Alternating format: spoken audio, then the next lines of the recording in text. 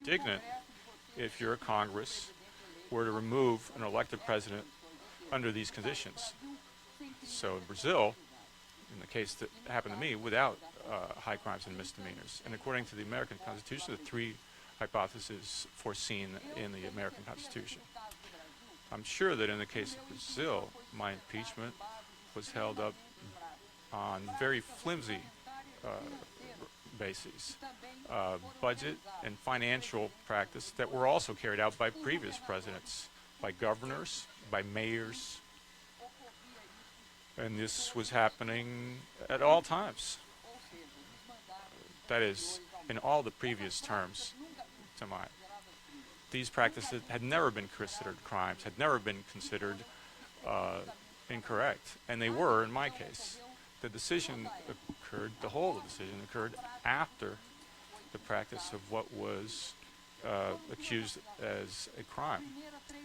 Two things. First, decrees. The first, the part related to these three decrees that were the basis of my impeachment, had to do with 0.15% of the primary expenses of the country at that time. Of this 0.15%, 98% of that was in the education sector, labor law, the Department of Justice, Department of Science and Technology.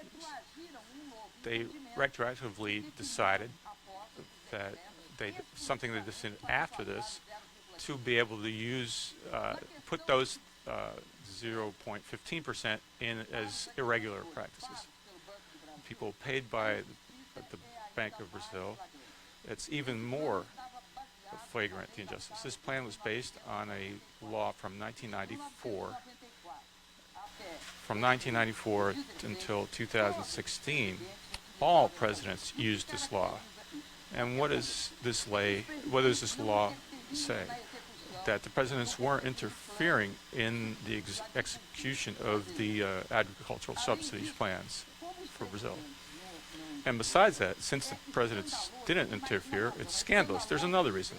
It's scandalous to say that the mere delay in payment of that difference in subsidies for to market interests would be considered irregular loan from the Bank of Brazil to the Brazilian government. The auditors that looked at these facts did not consider these crimes. All of them said, all previous presidents, if this was considered a crime, all previous presidents would have to be accused of crimes too. So few people in Brazil, and I believe in the whole world, believe this procedure and believe that there wasn't a real fragility in what was in the accusations laid up against me. What happened? I want to mention something that happened in the judgment in the trial of ex-President Clinton. One of the defenders said that it was a coup d'état was being done to him. And we could mention also a congressman cited by Robert Nigel. Let's see what this congressman said. He said the following. This, in fact, is a Republican coup d'état. The Republicans hide this radical, anarchical extremism and this pitiless vocabulary, distorting the Constitution and the rule of law. So, with that, the weakness of the accusations they had is they decided the argument that it wasn't because of them that I had been impeached. It was really a question related to the total fact of my actions. When you talk about all my actions as a whole, that can only be decided through an election, through a free and secret ballot, not on the way it was in the presidential system. That's not the case in a parliamentary system, sure. But the coup d'état was carried out for several reasons. These reasons, I believe, they can be separated into two basic groups. The first group, which I don't think is the strategic reason, but is the more immediate one, has to do with the political survival of the leaders of the coup. They wanted, by means of the impeachment, to interrupt the investigations of corruption, which were already started to reach many of them. They thought that since my government would not stop the investigations of Lava Jato, only they could do that if they can only do that if they took over the presidency. And with that conviction in mind, the political side of the coup worked out a way to impeach me. And so we have a symbolic piece here, the articulation of Romero Jucá, who said it's necessary to stop the bleeding before the investigations got to them. This public segment was made up of the principal political leaderships of two parties, PSDB and PMDB. Senators, congressmen, other smaller groups that were part of my group, my political coalition, ruling coalition. And there were other protagonists that were had very strong interests, also participated. This wouldn't be enough to put together a coup d'etat of that scale in Brazil. Unfortunately, it's important to say that part of the media and part of the market participated in this process. What was the strongest interest that this segment had? The biggest interest they had, I believe, being able to move Brazil towards a neoliberal frame of organization, politically, economically.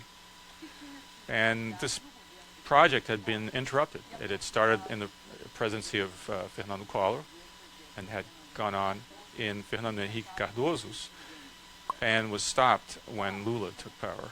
We had, through 4 consecutive elections, defeated the neoliberal project. And after our 4th victory, the victory itself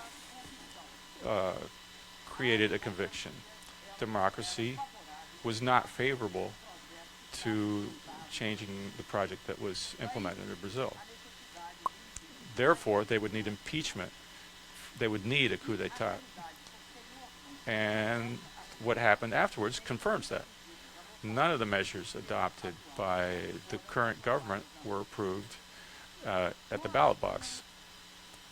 We had put on the national agenda a project of economic development with income distribution and social inclusion. And social inclusion had involved all of the social and economic projects of the government. We also defended national sovereignty, and we had a political agenda of multilateral cuts. We participated in the formation of the BRICS. We helped create the development bank for the BRICS. The coup d'etat was therefore a planned process. After my 2nd victory at the end of 2014, it started to accelerate. And what happened? They took advantage of a point where economic activity deaccelerated, and they started creating a political crisis on top of that. This political crisis is characterized not just by the fact that 4 months after I was elected, they already started talking about impeachment. At the same time, they created the conditions within the National Congress for none of my proposals to be approved. In an irresponsible fashion, I believe, I think it was what they put together in Brazil, a very serious political crisis that, and still today, shows a great resilience, is very difficult to be overcome. And this caused a lot of uncertainty and a lot of backward movement in Brazil. The impeachment started being announced very early, and the distortion of facts has a very important role. The distortion of the facts on the part of the media. This distortion of the facts by the media created instability and creates now instability for the government that's in power now and is having a lot of trouble. Among these distortions, I wanted to point out two. The first insists in saying that the crisis depends on excess costs and the financing, investment, and promotion of social programs. They call this gastança in Portuguese, exaggerated spending, saying that we drove the country into bankruptcy and they want to cut all these. They keep doing that and they still can't get out of the crisis. So the question that they have to answer today is, was the country really broke? Was Brazil really broke? I think the answer is emphatically no. The country is only broke when it can't pay its debts with foreign creditors, which is what happened recently in Europe. In a specific case, the case of Greece. When this happens, the creditors organize themselves and they start demanding modifications in the macroeconomic policy of that country. In Brazil, in the past, the military governments suffered due to their lack of payments on time to the Paris Club and the presence of the International Monetary Fund. And towards the end of Fernando Henrique Cardoso's country, the IMF imposed austerity measures because of the payment of the debt. I want to say that we changed that pattern. I was present next to President Lula when we paid off our IMF debt completely. Today, Brazil has reserves. We have international reserves of 380, or around 380 billions of dollars. So that means that there isn't no way that anybody could say that we would not be able to pay our debts. So following the manual, if Brazil isn't broke, the government is broke then. That's what they're saying. And I say again also that the government isn't broke either, because it doesn't make sense to say that a government is broke. It only makes sense when the government cannot pay its debts, and that's not what is happening in Brazil. The Brazilian government can impose taxes and can contract debt. It doesn't have any limits that way. So if it's not Brazil and if it's not the government that's broke, who is broke? Did the government have uncontrolled costs? No, that's not true either. If you look at the historic evolution of government expenditures in Brazil, on the contrary, we had recently, and towards the end of my government, we had a drop in the expansion of expenses and outlays, maybe in terms of the payroll. But even if there was an increase, where did that increase go? We increased basically in social transfers and public investment. And even in the public investments, the impact isn't on the budget. The impact of increased investment on that area is financial investment. So the biggest problem of the debt in Brazil, which we reduced drastically, by the way, in our first years in the government, in power, is not relative to the size of the debt. It is relative to the cost of the debt. We in Brazil have the highest interest rates, and at the two instances where they tried to reduce those, there was a sort of conflagration. But that's another case, that's another discussion, far more complex, I think, far more necessary for the country. It's necessary that Brazil discuss why do you pay such high interest rates in Brazil. So, the Brazilian government lost control of expenditures, or didn't it? It's not true that expenditures grew explosively during my government. Expenditures did grow, but this growth of expenditures in my government, there is a certain reduction of it in the way that we spent the money. We didn't expand the expenses with Custeio. We did increase our outlays for pensions and retirement accounts and Bolsa Familia, and we also increased services. In the towards the beginning of 2014, it was sustainable because there was also a growth in the GDP and the public revenue.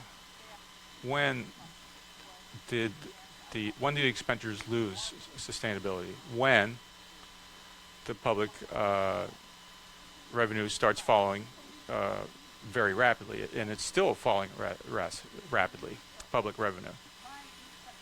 That's the most destabilizing factor of the financial situation in Brazil.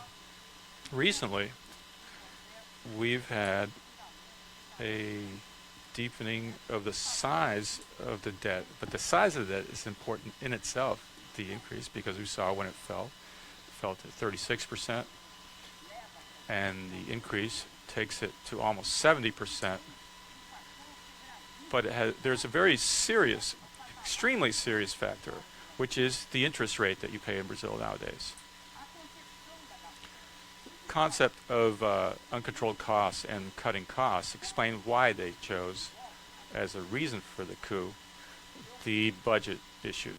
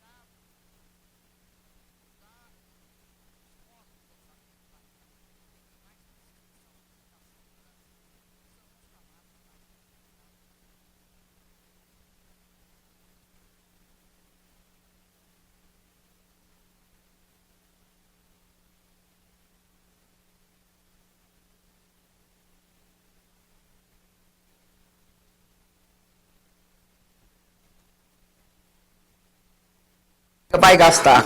Para quem você vai gastar foi decidida agora por um Congresso que é questionável e por um governo ilegítimo. Então, há um problema seríssimo de legitimidade no que se refere a essa decisão do gasto.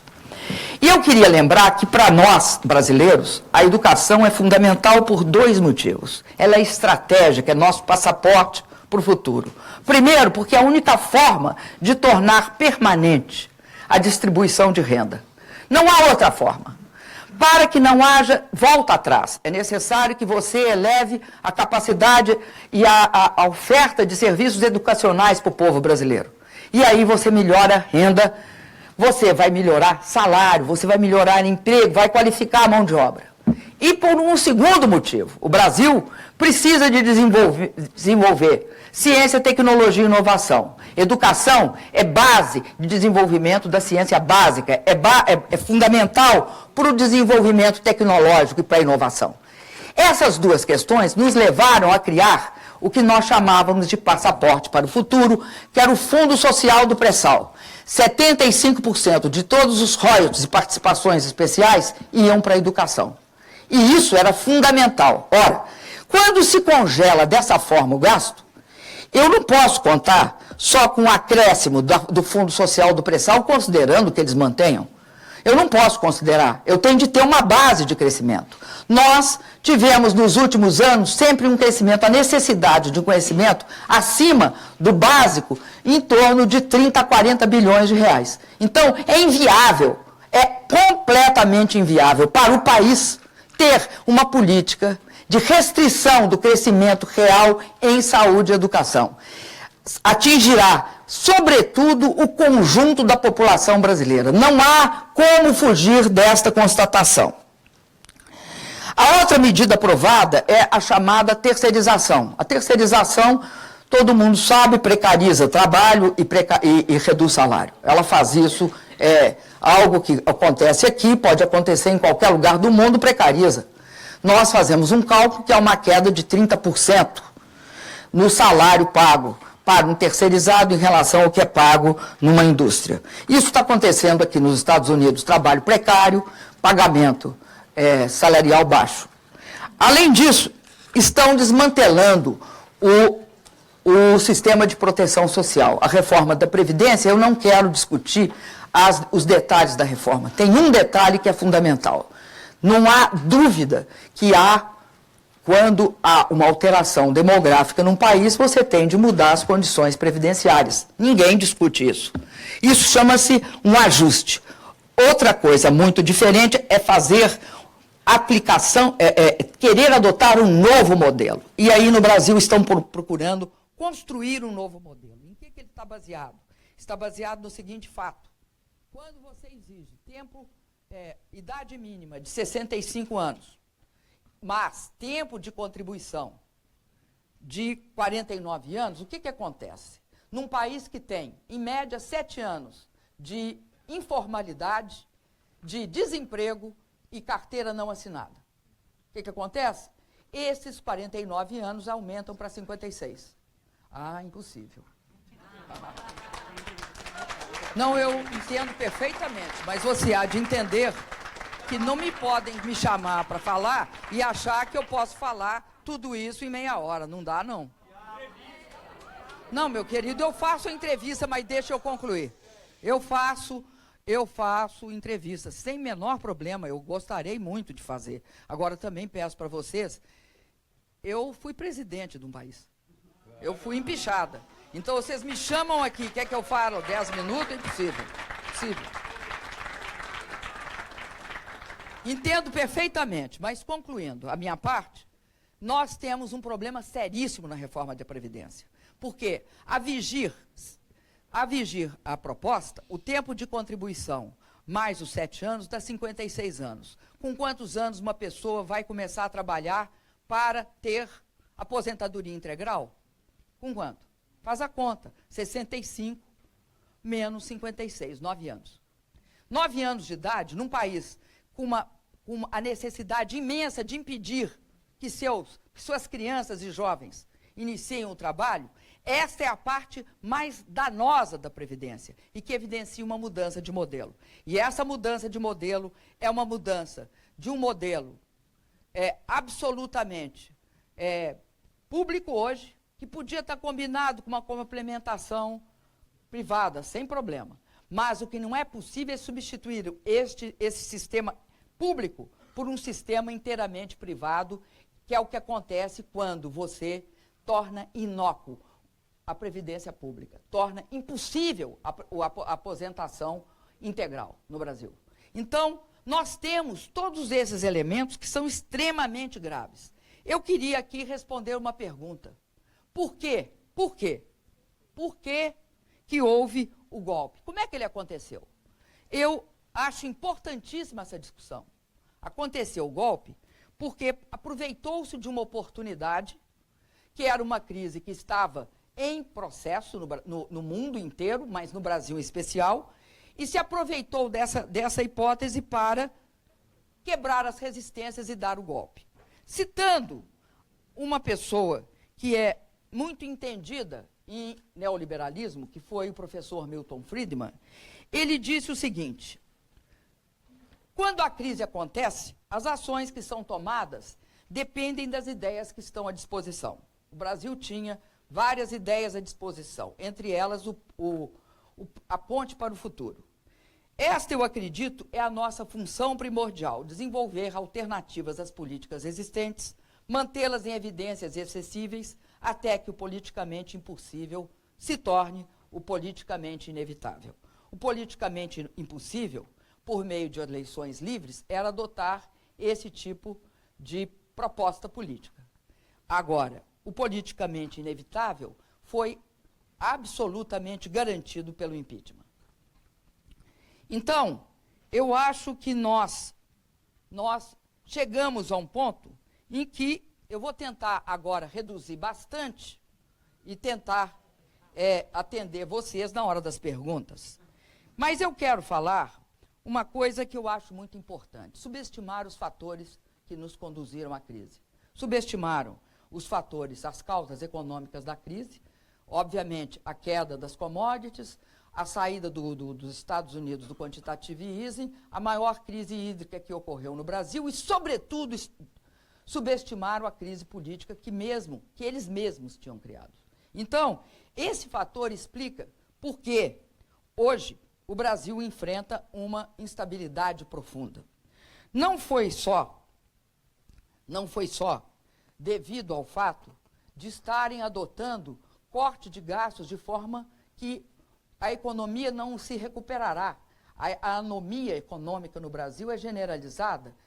É necessário que haja demanda, é necessário que haja investimento. No Brasil, nos outros países pode ser diferente, mas no Brasil o investimento público sempre teve um papel. Não ter investimento público e ter redução de demanda, é impossível a economia retomar. No que se refere à Lava Jato, o que nós estamos vendo é que, ao contrário, a Lava Jato não está, de maneira nenhuma, sendo possível de ser contida pelo atual governo. E eu quero esclarecer uma coisa. Eu quero esclarecer que o meu governo mandou para o Congresso algumas das mudanças legislativas que favoreceu a investigação de corrupção. Eu quero falar do Estatuto da Delação Premiada, que foi enviado com a Lei de Combate às Organizações Criminosas em 2013, e também com o fato de que agentes poderiam ser condenados como corruptores. No Brasil, até então, o mais forte da lei era condenar corruptos. Os corruptores tinham um estatuto um pouco mais frágil. Era previsto, mas era mais frágil. Bom, este fato é que viabiliza a existência da Lava Jato. Então, eu quero dizer o seguinte: nós jamais interferimos na condução da Lava Jato enquanto eu fui governo. Agora, isto não me impede de fazer críticas ao uso político ideológico da Lava Jato. Isto eu não concordo. Eu não concordo com nenhum uso de lawfare, porque o uso de lawfare compromete direito de defesa. É outra questão. É muito possível a gente ter as vantagens desse combate Mas não pode, em nome dessas vantagens, que é, de fato, reduzir a distorção do gasto público brasileiro destinado à corrupção, Caixa 2, etc., é muito possível fazer isso sem comprometer o sistema democrático no Brasil. Não é admissível juiz falar fora de processo. Em qualquer lugar do mundo, o juiz não pode ser amigo do julgado. E em qualquer lugar do mundo não é possível qualquer forma de violação do direito de defesa. Eu vivi a democracia e vivi a ditadura. E vivi na carne a ditadura. Não passeei na ditadura. Fiquei presa, sofri tortura. Sei perfeitamente como é que começa essa história. No Brasil e em países que têm uma democracia jovem como a brasileira, nós temos de garantir todos os combates, todos, com a democracia preservada. Ela é fundamental para nós, ela é o lado certo da história. Isso, quem viveu este período de ditadura militar sabe perfeitamente bem. Eu sei a diferença entre o golpe parlamentar e a ditadura.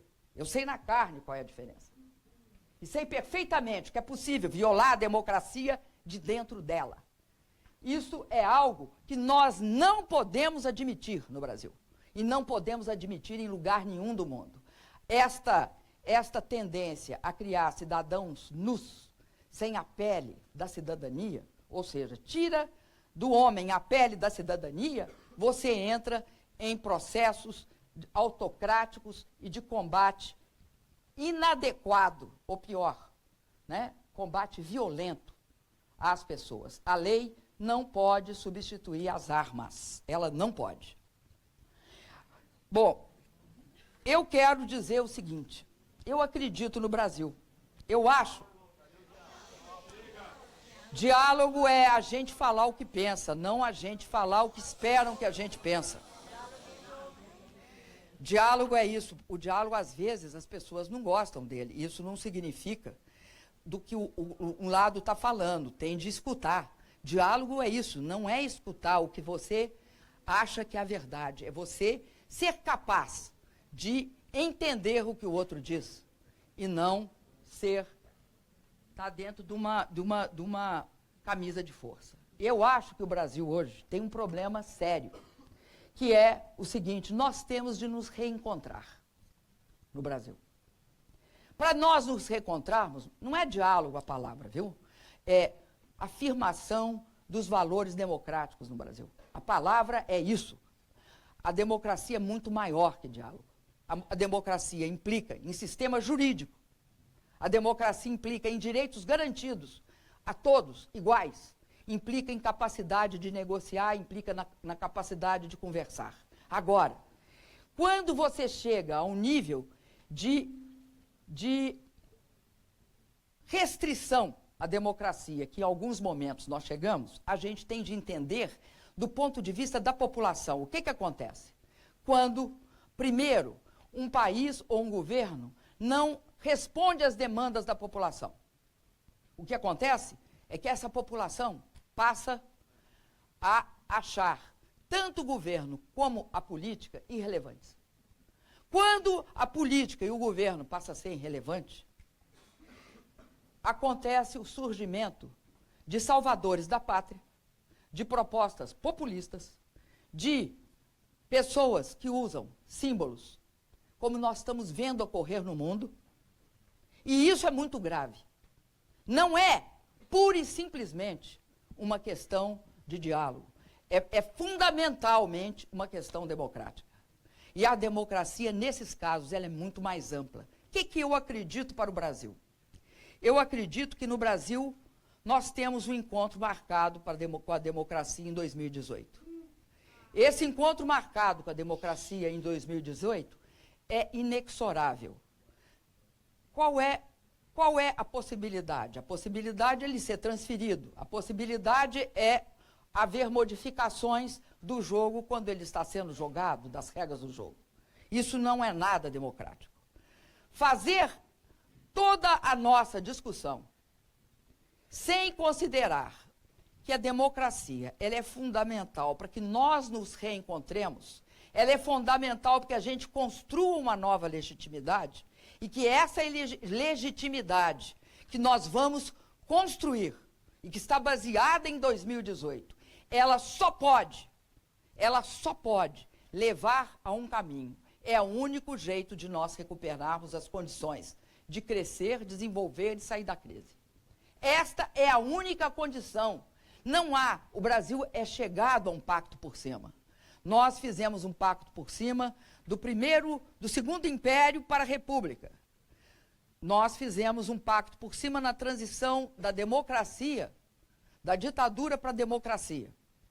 Os pactos por cima, eles esgotaram. Diálogo por cima está esgotado. Por quê? Olha um exemplo.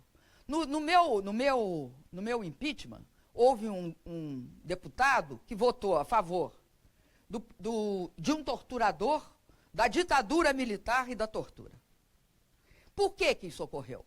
Porque no pacto que nós fizemos de transição da ditadura para a democracia, nós anistiamos o torturador. Tortura no mundo, em qualquer lugar do mundo, é crime imprescritível. Tem uma hora que esquecem isso, porque a tortura do Estado é a mais grave de todas. Então, quando é possível que num Senado um representante público fale a favor da tortura e da ditadura, só é possível porque, ao contrário do que ocorreu na Argentina, no Uruguai e no Chile, nós não julgamos os torturadores.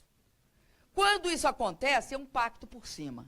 Quando eu estou dizendo que não basta o diálogo, eu estou dizendo que há que ter um pacto por baixo, que mobilize a participação popular, que mobilize a sociedade civil, que não seja só entre os segmentos políticos, que não seja só conversando entre aqueles que sempre conversam, mas que haja uma participação da população na decisão. Não é possível no Brasil a gente acreditar que o nível de preconceito, de violência, de ódio, de intolerância que foi nesse processo, de uma forma ou de outra, não interessa por culpa de quem, porque ficar procurando culpado só aumenta a instabilidade e o mal-estar. Nós precisamos de eleições diretas. Não é possível achar que no Brasil nós chegaremos a retomar as condições de desenvolvimento sem eleições diretas. E aí eu concluo dizendo que a democracia é o lado certo da história.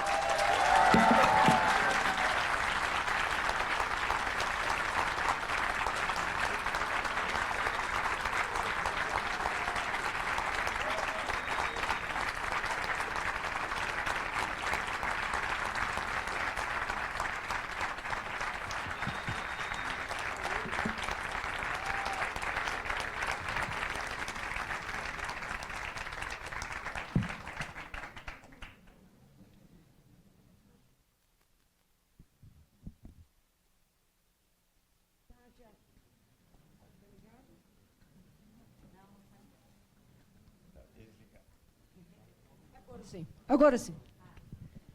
Boa tarde a todos. Estou muito honrada de sentar aqui, de dar as boas-vindas ao presidente Rousseff por seu comparecimento aqui. Gostaria também de cumprimentar os alunos, meus alunos, nossos alunos da Harvard e do MIT, em organizar este evento, e a convidar a presidente aqui para falar pelo convite de facilitar essa conversa com o presidente. E gostaria de realmente agradecer Vossa Excelência por sua presença aqui e por suas palavras, pela vigorosa defesa do seu governo e pelas suas propostas para as políticas e os desafios que o país enfrenta hoje em dia.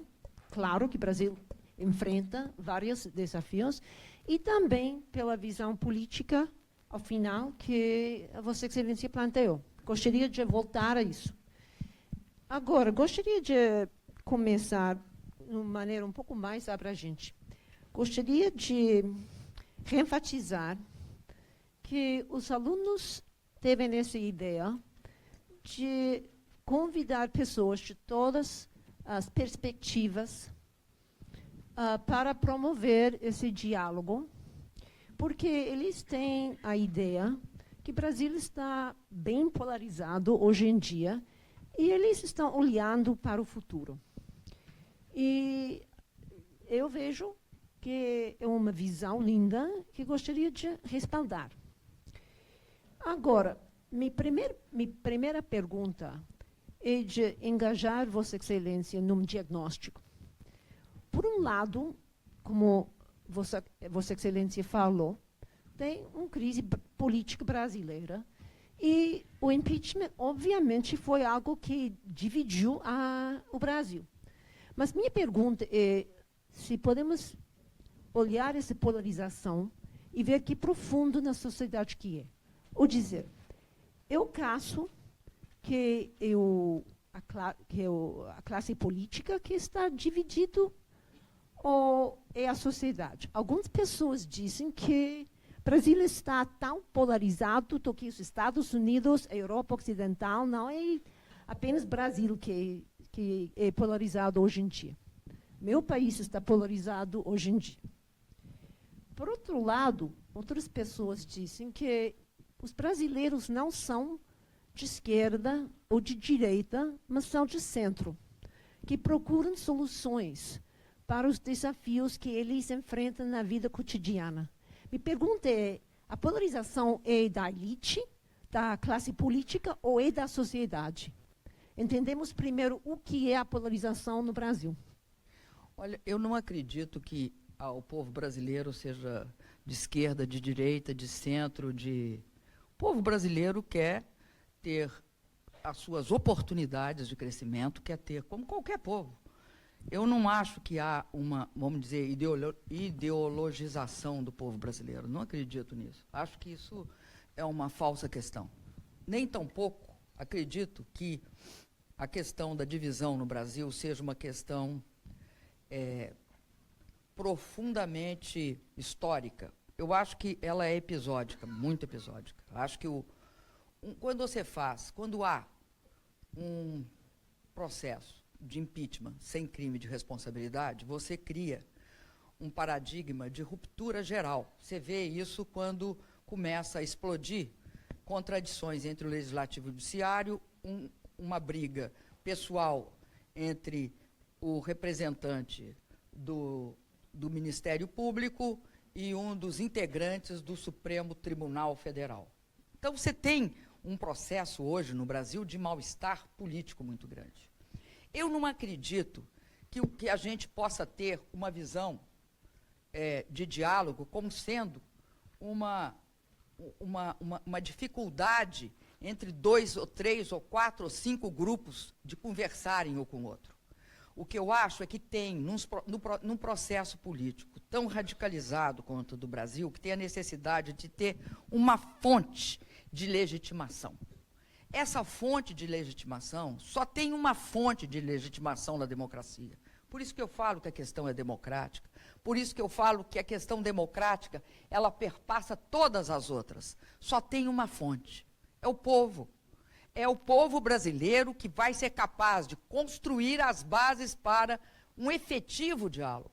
O diálogo não nasce da vontade de um grupo ou de outro. O diálogo nasce, primeiro, pela absoluta legitimidade que esse modelo, que esse regime que nós conhecemos, que é o democrático, nós sabemos, cheio de erro, mas é o melhor possível, sem esta relação com a soberania popular, nós não teremos um diálogo político consistente.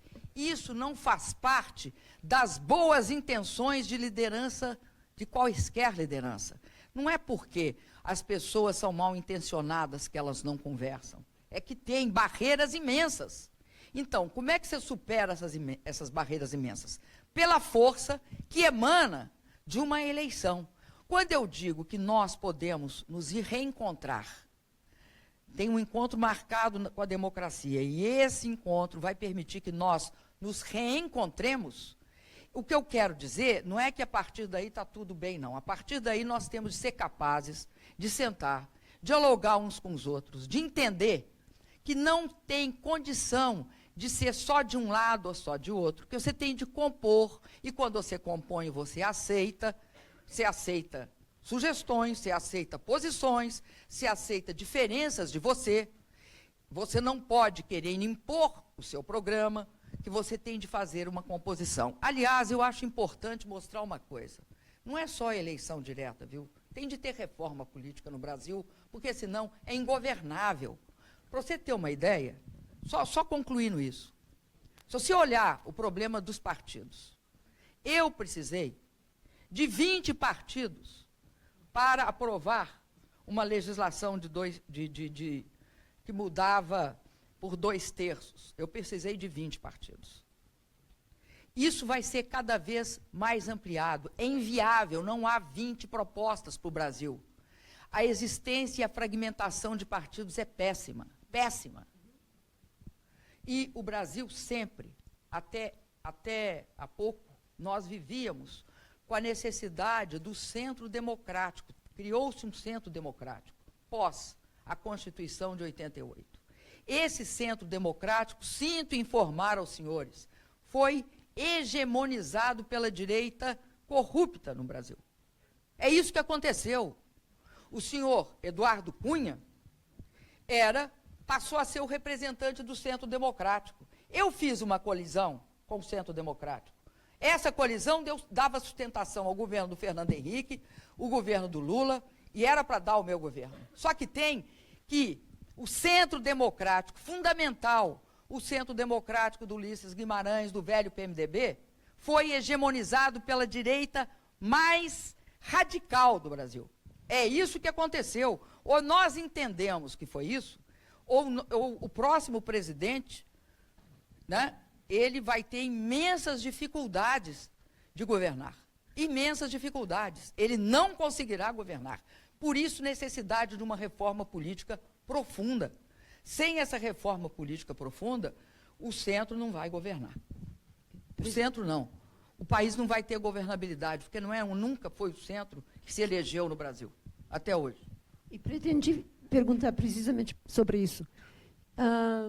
Eu concordo com o diagnóstico que o diálogo é apenas o início, porque você pode dialogar e depois tem vários interesses em jogo que não concordam.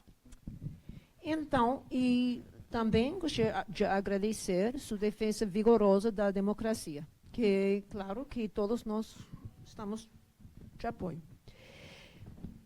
Ontem, o professor Larry Summers perguntou ao menino Fraga qual foi a reforma mais urgente para o país, e ele respondeu a reforma política. E agora, Vossa Excelência falou também da reforma política. Ontem houve uma mesa debatendo lista fechada, cláusula barreira, um sistema misto, como na Alemanha, financiamento de campanhas, muitas propostas. Todas eram as regras do jogo formais. E eu penso que qualquer sistema político tem instituições formais que podem criar incentivos para a governança, mas também que tem essas instituições informais, e esse presidencialismo de coalizão foi e é certo que, como cientista político, eu diria que acabou de funcionar durante seu governo. Então, qual seria, brevemente, suas propostas não, porque gostaria de dar espaço para outras perguntas, por favor. Quais são os pensamentos sobre sistema presidencialista com presidencialismo de coalizão e as reformas políticas necessárias para não diminuir a contabilidade e representatividade do sistema, mas, ao mesmo tempo, que pode facilitar a governança? Outro dia eu falei para um entrevistador sueco o seguinte: ele fazia perguntas complexas e me pedia respostas simples. Isso aí é uma contradição insolúvel. Né? É característico muito dos jornalistas, eles me desculpem. Mas eu acredito o seguinte, sabe? Eu acho que o Brasil tem de entender a história do Brasil. Eu acho que o Brasil tem algumas características que tornam o sistema presidencialista extremamente importante. É claro que a representação federativa no Brasil, ela sempre foi mais conservadora que a representação majoritária. Por quê? Porque os filtros que tem numa eleição proporcional, os filtros oligárquicos, econômicos, midiáticos, são muito maiores do que tem numa eleição presidencial. Então, sempre você tem um plano federal um pouco mais avançado que os planos estaduais. Então, eu tenho, no Brasil, muito medo do parlamentarismo. Acho que o parlamentarismo, no Brasil, ainda nós não temos a história para sustentar essa opção. Bom, mas eu acredito que nós temos de fazer reforma política. É impossível ter 52 partidos. Ninguém vai acreditar que tem 52 projetos para o Brasil. Não tem. Não tem 52 projetos. E aí? Por que há essa fragmentação partidária? Eu concordo com Montesquieu. Não são as pessoas que têm de ser virtuosas, são as instituições. E nós temos um sistema político absurdo, com cláusula de barreira ilimitada. Não tem cláusula de barreira. Por quê? Foi derrubado pelo Supremo. Não tendo cláusula de barreira e tendo duas grandes e importantes instituições, que é o fundo partidário e a outra é o tempo de televisão, porque o tempo de televisão rompe com o controle da mídia oligárquica no Brasil. Então, o que acontece? Acontece que, não tendo cláusula de barreira, a proliferação de partidos é absolutamente logarítmica. Todo mundo quer ter um partido para ter acesso ao fundo partidário e ao tempo de televisão. Então, o sistema cria as condições para que haja fisiologismo, propostas de corrupção e assim vai por diante. Então, tem de mudar o sistema. É fundamental que mude o sistema. Acho que financiamento público de campanha no Brasil se pode até mudar depois, mas agora seria extremamente pedagógico e educativo para todos nós. Acho que isso é pré-condição. E acredito que nós temos de enfatizar muito a questão da democracia. Por quê? Porque o Brasil sempre melhorou quando a democracia estava vigindo plenamente. Você pode discordar de governos eleitos democraticamente, mas todos eles agregaram a sua contribuição. De uma forma ou de outra, agregaram. Desde a época que começa lá com a eleição do Collor, no pós-ditadura que eu estou falando, né? Tancredo, etc., e depois Collor, Fernando Henrique, cada um deu lá a sua contribuição. Você pode discordar de alguma coisa, você pode discordar de outra, mas eram governos legítimos, eleitos pelo povo brasileiro. O que eu não acho correto é a gente achar que a solução do Brasil está num pretenso e abstrato diálogo. Quem falar isso está fazendo uma falsidade com as pessoas que estão escutando. Por quê?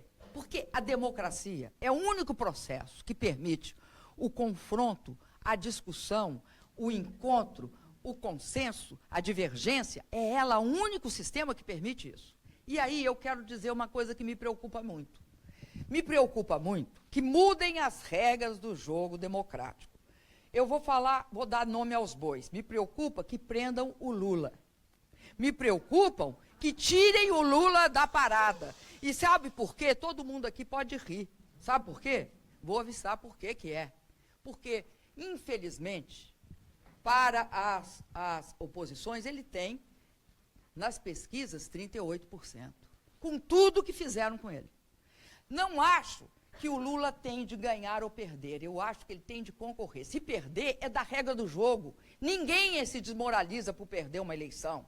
Só quem tem um padrão de cabeça extremamente autoritário, né, começa a falar em impeachment até antes da eleição. Eu estou me referindo a coisas que aconteceram, e vocês sabem quais são. Mas, vocês sabem quais são. Não se fala, isso é um absurdo. Uma das pré-condições da democracia é respeitar o resultado. Não dá para querer melar a regra do jogo depois que ele ocorreu.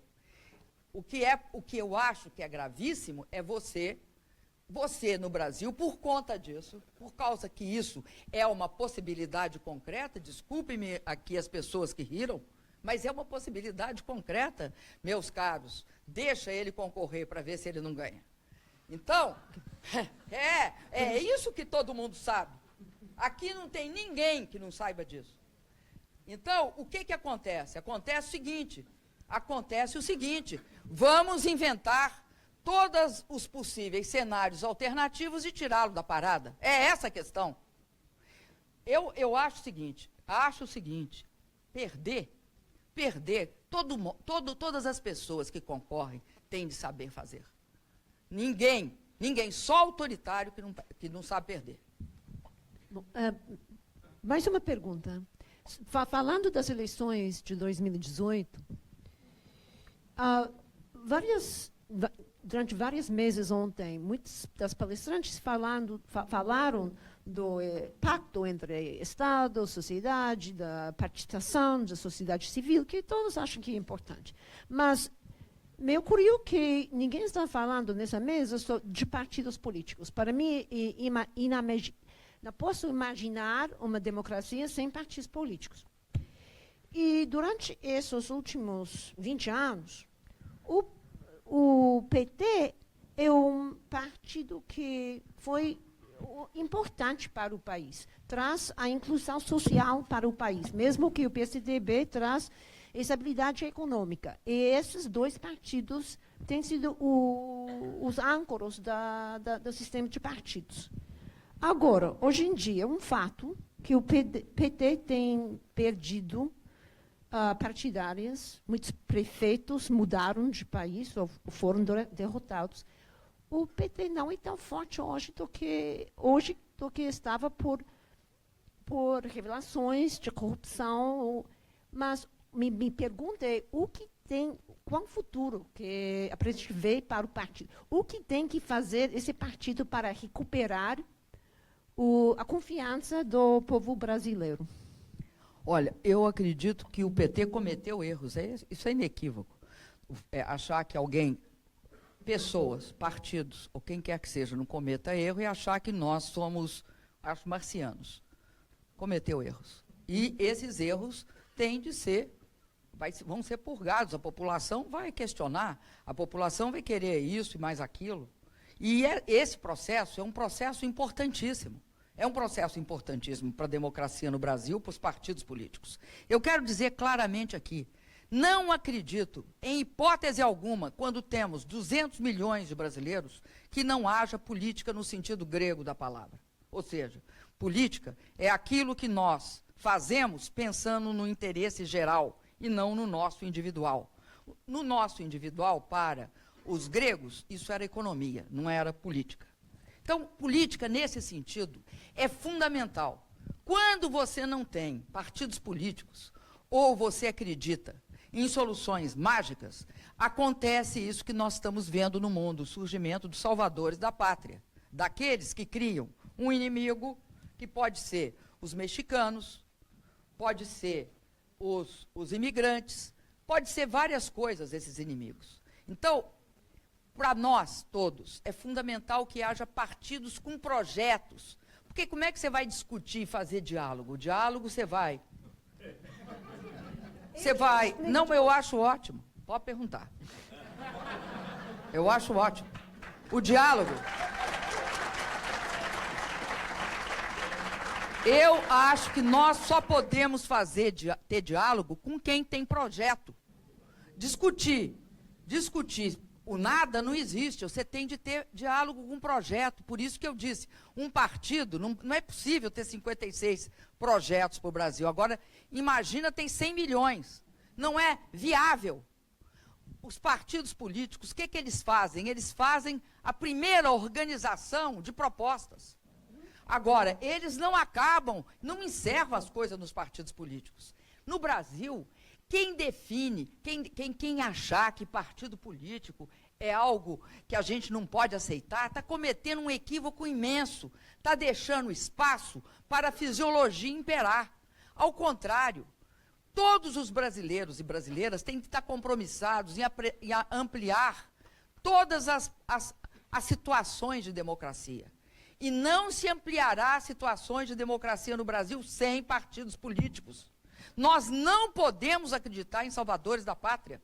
Nós não podemos acreditar que você pode substituir os discursos políticos por quaisquer símbolos. Não ou nós discutimos a saída concreta para o nosso país, eu acho que é assim, o outro acha que é assado, vamos ver como é que fica. Ou não tem solução. Não há diálogo sem partido político na política. Não há. E não acho que aqui Harvard está patrocinando uma situação dessas. Não existe diálogo. Como é que você dialoga com 200 milhões de habitantes? Se você não tem instrumentais de representatividade, eu não entendo como é que é possível supor, sem o jogo democrático, a construção de representatividades que, de fato, a população se considere representada, que a população não se ache desvirtuada. Acho que os partidos todos no Brasil cometeram erros graves, todos.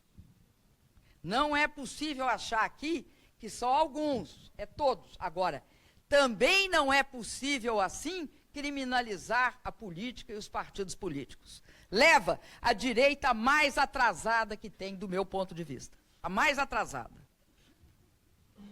E agora, queremos abrir o diálogo para a audiência, e eles plantearam algumas perguntas, e nós temos que eleger.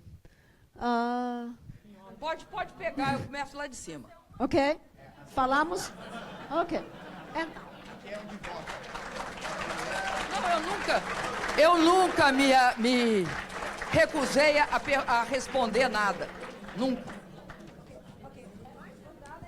Fazemos num jeito democrático. O mais votado é o primeiro. Essa pergunta é de Henrique. Com licença, eu vou ter de ler, né? Falamos muito sobre aprender com os erros. Na sua opinião, quais são os erros a senhora cometeu, o que aprendeu com elas? Sabe que a coisa mais difícil é quando você percebe muitos erros depois. Né? Eu percebi vários erros depois. Um erro gravíssimo que eu cometi, e que tem um componente importante na crise fiscal, foi as desonerações que eu fiz, o meu governo, né? Não foi eu diretamente, mas as desonerações que o meu governo fez, tentando medidas para não deixar a crise chegar da forma mais virulenta até nós. E aí nós fizemos essas desonerações, tanto das contribuições previdenciárias, como de contribuições impositivas, de vários impostos. O que aconteceu? Ao contrário do que a gente esperava, o que a gente esperava? A gente esperava que houvesse aumento da capacidade nessas indústrias, aumento do emprego nessas indústrias. Mas o que se verificou não foi isso, infelizmente. E aí é uma coisa importante que eu diga, porque outras políticas podem ser feitas baseado nisso. O que houve foi um aumento da margem de lucro dessas empresas. Elas absorveram a margem de lucro e isso não resultou em investimentos em ampliação de capacidade, de demanda e de emprego. Então, esse foi um erro grave que eu cometi. Por que ele é grave? Porque eu fragilizei no momento que podia. A gente não sabia naquele momento que a crise chegaria com aquele impacto, mas você tem de prever de alguma forma. Nós fragilizamos as receitas públicas ao aceitar isso. E mais, é importante que eu fale para vocês, nós mandamos o projeto com umas 6 eu não lembro assim precisamente quantos setores eram da desoneração. E ele voltou do Congresso com uma quantidade expressiva que foram 56 setores. Esse processo é um processo que é muito importante, porque mostra a dificuldade de governabilidade no Brasil. Não é possível que alguém mande com 5, 6, 7 setores e volte com 56. É algo extremamente complicado. E aí é importante que se diga que, a partir do meu governo, a questão do veto presidencial passou a ser extremamente questionada. E eles derrubaram alguns vetos, não derrubaram muitos, mas derrubaram alguns vetos meus. Então, eu cometi esse erro. Outro erro político, se vocês quiserem, foi não perceber com a dimensão necessária que nós vivíamos no fim daquele tipo de coalizão presidencial. Eu acho que nenhum país como o Brasil é governado sem coalizão. Primeira coisa. Né? Quem achar que é possível governar um país diverso, como o Brasil, cheio de características diferentes, só com um partido, está pensando errado o país. A coalizão, eu não estou questionando a coalizão. O que eu estou questionando também, como um erro, pode até ter sido um erro que nós vimos pouco, mas estava em curso aquilo que eu comecei a contar aqui. Quando a transição da ditadura para a democracia, o Brasil, para ter governabilidade, precisava do centro democrático. Esse centro democrático foi muito importante no Brasil. Ele deu governabilidade, ele deu estabilidade. Esse centro democrático era integrado pelo antigo MDB. Ele começa com o antigo MDB e ele é muito importante porque, se você for ver, todos os governos, né, o do Fernando Henrique, o Lula e o meu, nós sempre fizemos a articulação com o centro democrático. Ora, a não percepção que o centro democrático, aí, vocês me desculpem, mas até nós intuímos, mas não conseguimos realizar integralmente. O centro democrático do Brasil foi hegemonizado pela direita. O MDB velho de guerra foi hegemonizado pelo senhor Eduardo Cunha. E o Eduardo Cunha, ele não é grave porque ele é corrupto, ele é grave porque ele é uma pessoa conservadora em termos econômicos, uma pessoa conservadora em termos de civilização e uma pessoa extremamente preconceituosa. E ele hegemonizou o centro. Um centro que é hegemonizado pela direita deixa a coalizão numa situação muito difícil. E foi isso que aconteceu no meu governo. Daí porque é muito importante discutir essa questão que no Brasil ninguém é de centro, aliás, ninguém é de esquerda, de direita, e tem gente de esquerda sim, tem gente de direita sim. Só que a maioria do povo não é isso. Agora, tem gente de esquerda e tem gente de direita, e precisa do centro. Precisa do centro. Presidente, estamos chegando ao fim da hora. Só... Não, mas...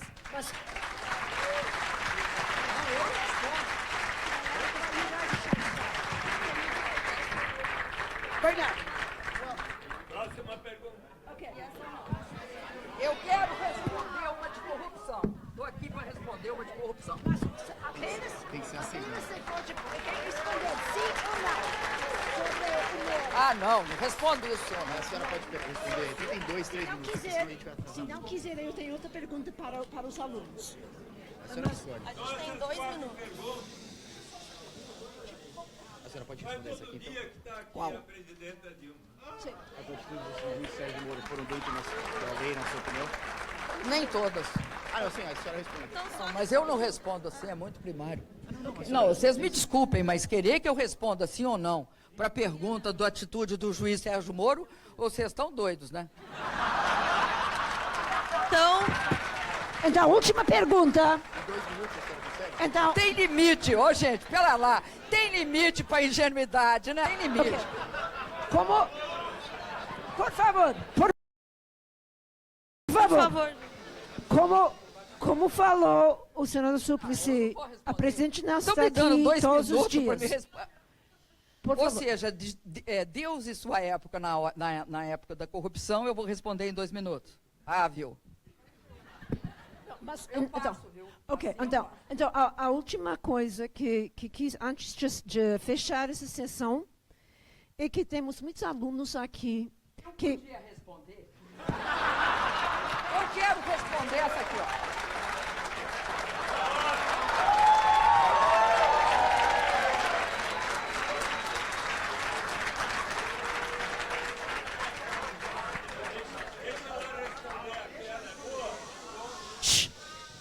Deixa que elas responder. Eu acho que no Brasil nós temos uma coisa assim muito clara. O Brasil é um país que houve durante, e não começou ontem, viu? Sinto muito para vocês, não começou ontem. Da onde eu estava, eu sei que não começou ontem. O Brasil foi um país que tinha muito essa questão da corrupção entranhado no setor público. Muito. Essa questão do setor público entranhado, num determinado período, era tido e havido, ali pelos anos 80, 90, como sendo as chamadas grandes empreiteiras, qualquer obra pública no Brasil, etc. O que aconteceu com a Lava Jato foi o seguinte: a partir de um determinado momento, houve uma utilização absolutamente escrachada da Lava Jato para mudar a eleição. Hoje eu estava me lembrando de uma capa da revista Veja, que estava lá escrito assim. Isso na véspera da minha eleição. Porque não era uma capa utilizada 2 anos antes da minha eleição, não. Só surgia na véspera. E no domingo anterior saiu assim. A capa estava dividida no meio. De um lado estava o Lula e do outro lado estava eu. E embaixo assim, eles sabiam. Veja você, eles sabiam. Sem prova, sem nada, com uma acusação de um corruptor, que depois sumiu. Aí desaparece, você não sabe o quê. Então, eu acho o seguinte, eu acho que se alguém cometeu equívoco, pague por ele. Nem empresa, nem partido pode ser acusado de corrupção. O que pode ser acusado de corrupção são militantes e empresários. Você não pode nem destruir um partido, nem destruir uma empresa. O processo pelo qual usam o instrumento político da corrupção no Brasil é velho. Fizeram isso com quem? Getúlio Dornelles Vargas, que quando sentiu que a situação ia chegar até ele, se suicidou. Nós temos de lembrar disso. Com Juscelino Kubitschek, com João Goulart. Sempre fizeram isso. O problema é o seguinte: se a pessoa cometeu atos de corrupção, ela pague por eles. Pague por eles. Agora, o partido em si não pode ser corrupto. Como você não pode pegar, não me consta que as Siemens, que têm processos de corrupção, foram colocadas em praça pública e expostas ao repúdio público e completamente criminalizadas por ninguém quando praticou atos de corrupção. E não foi só as Siemens, nós podemos elencar aqui em muitas empresas. Agora, por que fazer isso com a Petrobras?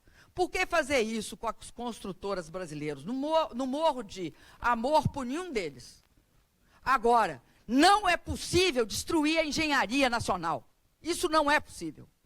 Prenda todos eles, mas não deixa, não impeça acordo de leniência, não acabe com as empresas. Partidos tentaram liquidar o PT. Agora surge acusações de corrupção generalizadas. A partir do momento que surgiu acusações de corrupção generalizadas, o que falaram? Vazamento é crime. Vazamento é crime. Não pode, vamos anular. Por que falaram isso? Porque atingiu outros e não o PT. Então, eu acho o seguinte, não tem discussão. Cometeu erro, vai lá e paga. Agora, o que não dá, eu vou contar uma história para vocês para terminar. Eu tive uma pessoa que coordenou minha campanha, chama ainda, né? Atualmente ele é prefeito, chama Edinho Silva. E tive um chefe de gabinete muito amigo meu, assim, não frequento a casa dele, mas tenho amizade pessoal por ele, chamado Gilles. Esses dois foram acusados durante um ano, de que teriam ido no escritório de um dos delatores premiados, empresários, e dito o seguinte: ou você contribui para a campanha, né, ou você não vai ter nenhum outro contrato na vida. Bom, obviamente as pessoas, quando são acusadas disso, a família acha ruim, né, os amigos, a pessoa se sente mal. Aí o que acontece? Ele foi perante o juiz. Perante o juiz, ele disse: olha, eles fizeram essa proposta e eu depositei tal dia, eu depositei na conta do partido e teve até um cheque nominal. Tal dia, assim, assim. A partir daí, tinha os dados para o contador fazer uma investigação. E o contador fez a investigação. E aí, o que nós descobrimos? Nós descobrimos que o depósito era na conta do PMDB e que o nome que estava no cheque era do Michel Temer. Aí levamos na justiça. Está aqui. E o juiz disse, deposite, não, registre em ata, ou qualquer coisa assim. Aí registramos em ata e entramos pedindo para o acusador comparecer perante o juiz para explicar o que ele tinha falado. Ele chegou e disse: me equivoquei, não é propina, me equivoquei, não é propina. Como não é propina? Você disse que era propina. Como você se equivocou, que você vem dizendo isso há um ano? E fica o dito pelo não dito. Não é nada disso, eu me equivoquei. Vocês desculpem porque o erro é passível de acontecer. Bom, nós pedimos para cancelar a delação premiada dele e foi arquivado. Nós pedimos para que investigasse porque ele tinha feito isso, foi arquivado. Então, eu estou dizendo para vocês o seguinte: não é possível lawfare. O que é lawfare? É a utilização da lei como forma de luta política. Por que não é possível? E nós temos, quando eu digo, nós temos de enfrentar eu respondo qualquer coisa que quiserem. Temos de enfrentar todas as acusações. Todas as acusações. Quem não enfrenta as acusações é porque ou fica receoso, ou tem algum medo, ou tem alguma culpa, ou medo ou culpa. Eu quero dizer para vocês, eu não tenho medo e nem culpa. Eu respondo qualquer uma.